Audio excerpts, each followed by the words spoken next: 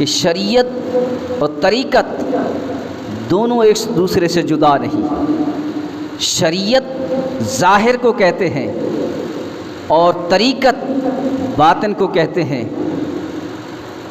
جس کا ظاہر درست ہو، جس کا ظاہر شریعت کے مطابق نہ ہو، جس کا ظاہر شریعت کے مطابق ہو اور اس کا باطن، قلب و باطن اس کا بغض کینہ سے بھرا ہوا ہو، تو اس کا یہ ظاہر شریعت کے مطابق کسی کام کا نہیں۔ جیسے وہ اپنے آپ کو سنوارنے کے لیے، شریعت کے مطابق ڈھالنے کے لیے اپنے ظاہر کو سنوارتا ہے، شریعت کے متبع کرتا ہے، اسی طرح اپنے باطن کو بھی سنوارے، اور جس کا باطن سنور گیا اس کا ظاہر خود بخود سنور جائے گا، خود بخود سنور جائے گا۔ شریعت، طریقت، حقیقت کیا ہے؟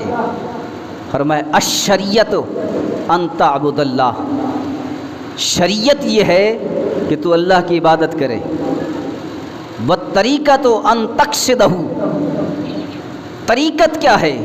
طریقت یہ ہے کہ اس عبادت کے ذریعے خدا تک پہنچائے۔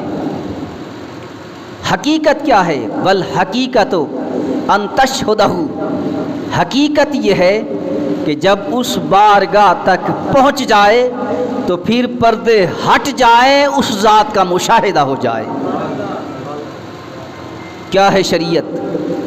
الشریعت قیامک بامرہ، شریعت یہ ہے کہ اللہ کے اوامر، اللہ کے نواہی، اس پر اپنے آپ کو قائم کر دے، پابند کر دے۔ والطریقت بقاؤ کا بادبہ، ان اوامر اور ان نواہی کو بقا رکھنے کے لیے اس کے اندر ادب پیدا کر۔ والحقیقت شہودوں کا لوصفہ، حقیقت یہ ہے کہ اللہ کے اوصاف، اللہ کی صفتوں کا صاف مشاہدہ ہو جائے۔ شریعت کیا ہے؟ فرمایا الشریعت لاصلاح الظواہر، شریعت یہ ہے کہ تیرے ظواہر کی اصلاح ہو جائے۔ والطریقت لاصلاح الضمائر، طریقت یہ ہے کہ تمہارے باطن کی اصلاح ہو جائے۔ حقیقت کیا ہے؟ فرمایا الحقیقت لاصلاح السرائر، حقیقت یہ ہے کہ اللہ اور اس بندے کے درمیان جو رموز و اسرار ہیں اس کی اصلاح ہو جائے، اس کی اصلاح ہو جائے۔